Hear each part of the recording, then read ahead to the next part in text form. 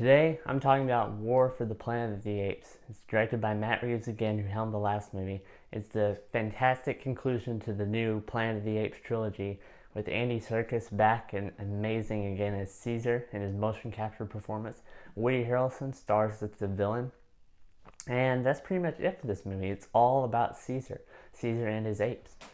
This movie is directed so well. Like, every shot is perfect. And this has to do to great cinematography again, just like the last movie. But Matt Reeves, he slowly moves his camera through every shot, and it's all perfect, but he moves it slowly, and you're just watching this fast-paced, hardcore action going on as the camera moves slowly. I thought that was great. It was a perfect fit. This movie can actually get pretty violent at times, violent and very gruesome. They're in the middle of the war in this movie, war between man and ape, and Caesar, he just wants to end. He's very old. He's an aged character, aged ape. He's become sort of a legend, actually. Everybody knows Caesar, and everybody's like, whoa, it's Caesar. Like, whenever he comes into the shot and he comes into the room, they know who he is because he's such a legend. And Woody Harrelson plays the Colonel. He knows who he is. He knows he has a reputation. And Woody Harrelson is just ruthless in the movie. Great performance, but he is very evil in this movie. His army they just kill apes left and right. They take them for prisoner. He executes them. He makes sort of a concentration camp for them. I mean, it's heavy stuff, and it's a very creative script. Caesar has so many good dialogue, and this has to do with the great writing by Matt Reeves himself and his writing partner. I'm not sure his name. Michael Giacchino is back doing the score, and the score is awesome. It is awesome. It's better than the last movie, and it just has that drumming again that reminds you of the 80s and the old Planet of the Apes movies. It's fantastic. There's a sequence, it's the first confrontation sequence between the Colonel and Caesar, and it's just so tense. The Colonel turns to look at Caesar, and Caesar's just staring at him because the Colonel's just done something to make Caesar very angry. I'm not going to tell you what it is, but he does something, and Caesar confronts him, and the sound just shuts out, and all you hear is just like a couple drums here and there, and it's very, very suspenseful, and Caesar ends up just going after him. It turns into gunfire.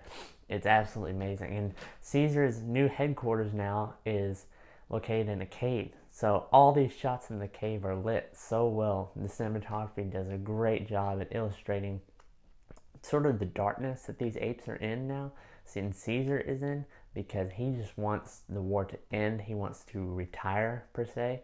He wants to be done with it. But Woody Harrelson is completely against that. He is actually against his own government. He's sort of his own army. He's sort of his own militia. And that's something that's very unique about this movie. It's a perfect conclusion. It's a perfect third movie. It's perfect everything. I mean, this movie is perfect in every aspect. The music, the shots, the writing, everything is on point. And Andy Serkis, I mean, I know he probably can't be nominated for Best Actor, but they need to honor him for his motion capture work, because he is a very talented actor, but he's not in many movies because he's always doing motion capture. And especially in this movie as Caesar, I mean, he's incredible. I mean, really, without a doubt, the best performance in the movie, and he's not even human. So you still feel this connection with these apes that you've created over the last two movies. It's still there, and it actually broadens more. The orangutan is back in this movie. He's a very lovable character.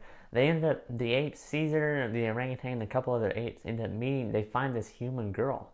She's 6 or so, and Woody Harrelson talks about some sort of disease or virus that goes around, and it's what makes the apes smarter, and when it gets into human, it makes them more like apes.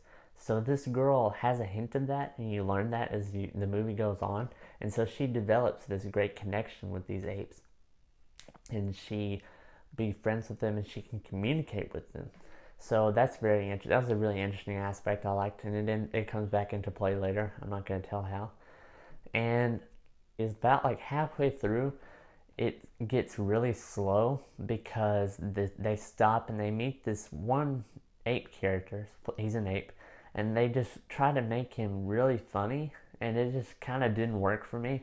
I just don't think he should have been either as much as he was or in it at all, because he was they tried to make him really funny, and it just wasn't right for the tone of the movie. It wasn't right for what was happening, and he was kind of annoying. But like, if you don't care about that and you're having tons of fun, then you'll be fine. If you want to watch good technical aspects of film and a good cinematic experience, this movie will give that to you. It's amazing, and it's a blockbuster in action, and you just get to watch apes go crazy and beat some humans. I mean, it's awesome. It's awesome. It's violent. It's emotional. It's everything you want in a good movie. It really is.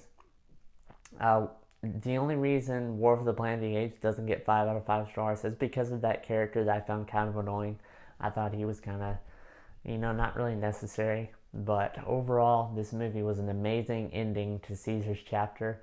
I'm not sure if they're going to continue with the franchise. They probably will to make more money. But it was a perfect ending, a perfect conclusion. This trilogy is grown into something that I don't think a lot of people expected, because it's one of the best trilogies out there. I mean that. War for the Planet of the Apes gets 4.5 out of 5 stars. It's a really great movie. I can't wait to get the trilogy of all 3 of them on Blu-ray. I'm really excited for that. The next movie I'm going to review is The Wrestler. It's directed by Darren Aronofsky.